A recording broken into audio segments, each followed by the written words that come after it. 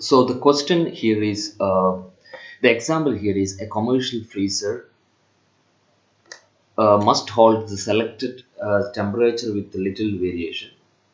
Specifications call for a standard deviation of no more than 4 degrees. In terms of variance, it is 16 degrees. A sample of 16 freezers is tested and yields a sample variance of a square equal to 24. Test to see whether the standard deviation specification is exceeded. Use alpha equal to 0.05 level of significance. So what will be the null and alternative hypothesis specification? Your null hypothesis will be the actual population variance is equal to uh, 16 degree, and the alternative hypothesis will be so we are testing for whether the standard deviation specification exceeded, right?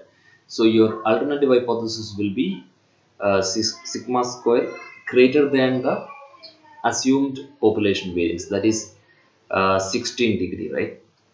So it will be sigma, the actual population variance is greater than 16 degree.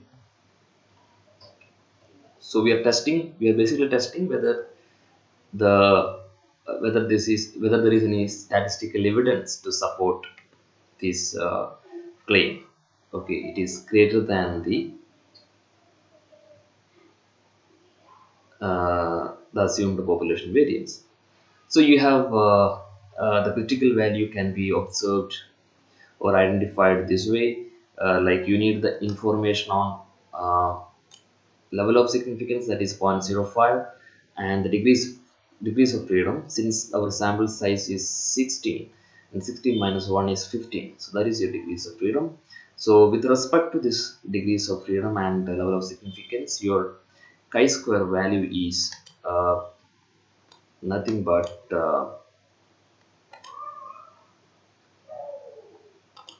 22 point, it is nothing but 24.958.